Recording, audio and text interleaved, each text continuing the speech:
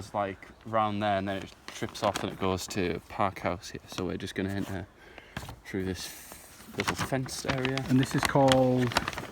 This is Redworth Wood. Okay.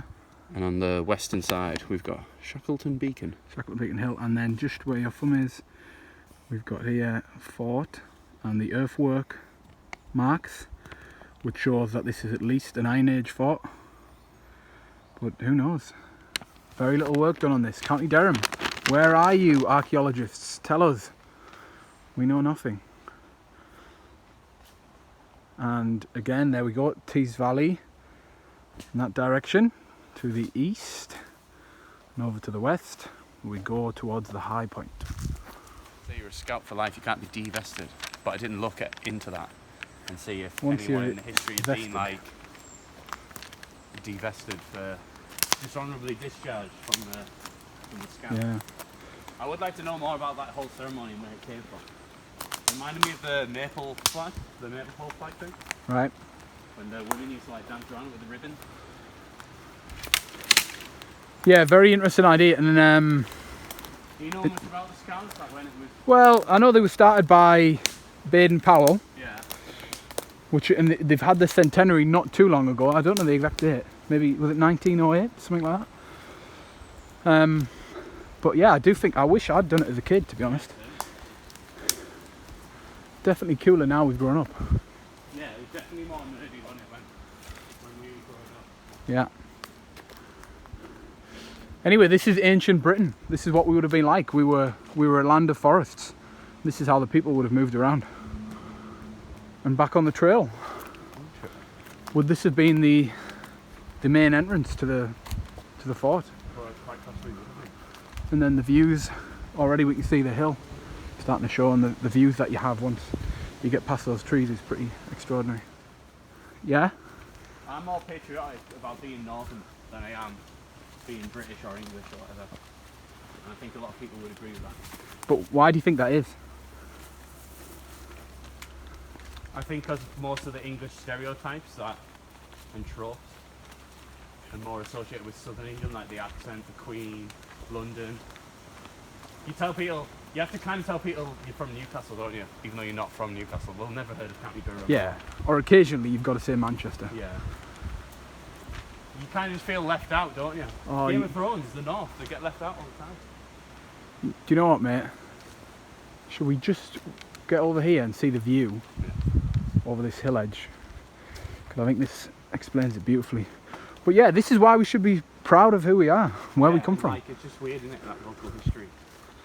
Why I would think a lot of Northerners would feel the same. Be more interested in the history, local history, as opposed to the country as a whole. Right, you can kind of just about see it. There. I don't want to go too far down because we've got a lot of nettles, and I'm just wearing shorts.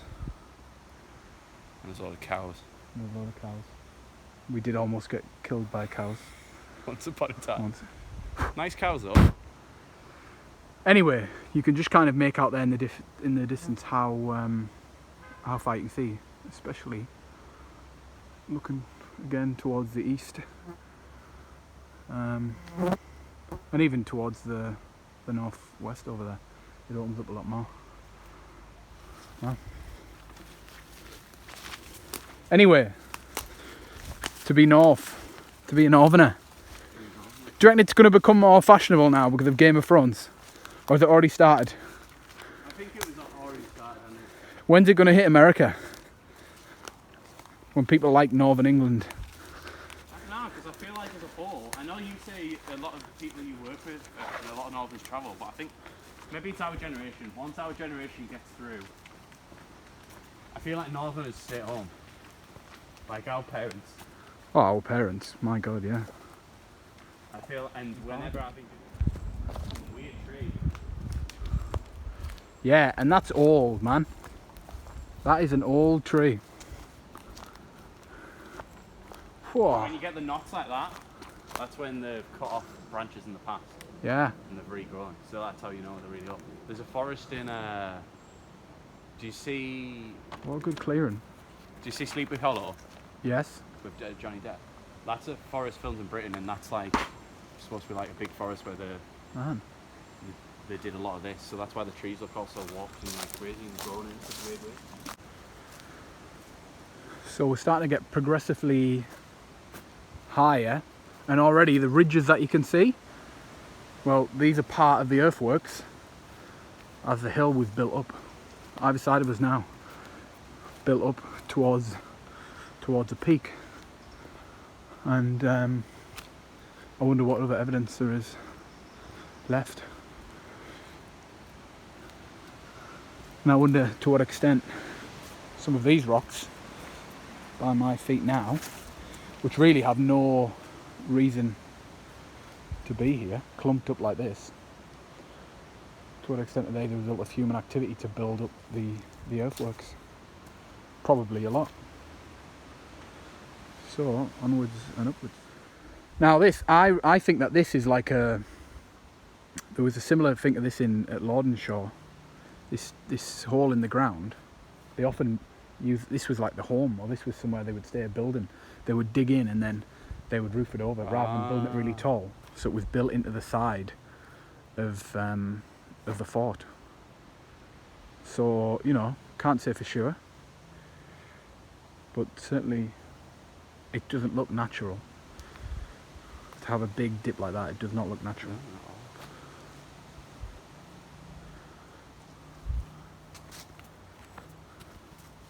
Crazy like, because normally I would just walk past that and I wouldn't think anything of it. Yeah.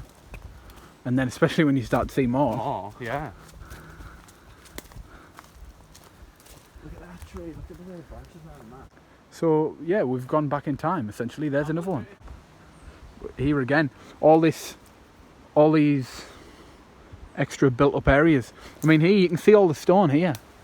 Yeah. That's that's the wall. This is it. This is the wall of the earthworks. All this stone piled up as extra defences. And then look at the hill down. Look at the protection you would have had. This is great. I'm so glad we came here. Yeah, it's pretty cool actually, isn't it? This is nuts, yeah. I mean, we're talking about, and this is just the same as the other one, Lordenshaw. We're talking about maybe, these were laid 3,000 years ago. And here they still are now, for us to walk past. Stone and embankments. They don't know when the last known settlement was here. They don't know that. Well, for sure. no one's cared enough to find out properly. Because the way that they've built this, the holes in the ground, the stones, they can age it to they think it matches up with other stuff, so then they start to try and age it.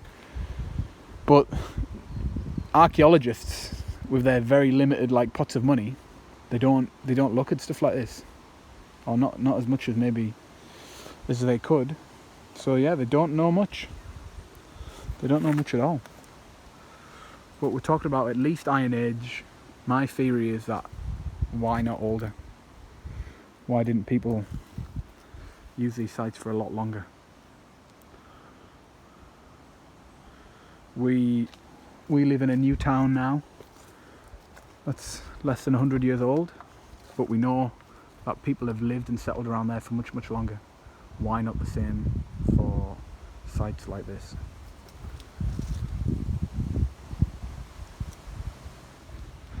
Heading towards the main site of this hill fort. So what do you reckon they would have had on the top if there was some houses and some buildings down there?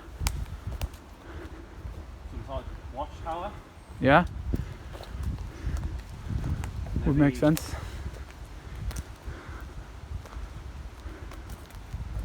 yeah, not knowing about the time period. Would it be a market town still?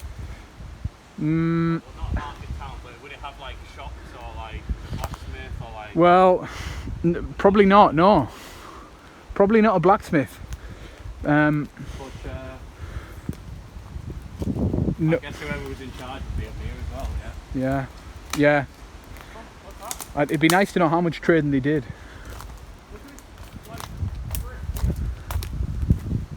Look at all this stonework. This is such good evidence. Oh yeah, that's an old windmill. County Durham used to be covered in windmills, and then when the coal was used to start the Industrial Revolution, they were all abandoned. And so again, this shows that this site would have been continuously used. It's not just one era. This is probably going to go back 400 years, 300-400 years.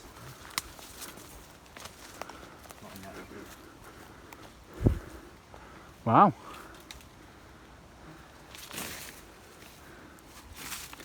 This is when man invented tools. Get past metal. Get past metals. Yeah, wow. So there we go. We've got 2 eras of evidence. Maybe 500 years old. Coal started to be used around these areas in the 17th century. But obviously the Industrial Revolution didn't really kick off until the 18th century. And yeah, and coming and building on the site where people would have already existed for thousands of years. This is our past. County Durham. County Durham. This is our history. County Durham windmills. Who we are, yeah. Holland, you can keep your windmills. We've got our own. Fantastic. Have you got the map? Yeah, I've got the map, son. I've got the map. It is, it's on the map. It is? Yeah. So where are we at in? So, fort, windmill, and you see the marks around the windmill which show where the earthworks were. So there we go. Okay, again, one more. You can't really see it in the distance there, but a fantastic view through the trees. And then down here we've got a ridge to go down, and then we've got a flat area, and then we've got another ridge, and then a flat area. This is man-made. This is a man-made site, thousands of years old. Think about the amount of labour, man time that would have been needed to build this all the way along around the ridges, the deep cuts in the ground. Was it cut away or was it built upon? And the evidence is everywhere. It's staggering, the amount of stone left as part of these earthworks, which were probably used to build up the ridges. Incredible. So we've seen here settlements, habitations further back that way, and then we've seen a man-made structure beneath our feet, which now it's covered in soil. It's not quite as impressive as the pyramid, but if we take that layer of soil away, we're going to find a lot. We're going to find a lot of evidence of the past, which is hidden from our view. And so we've forgotten what we had done. We've forgotten the places where we used to live.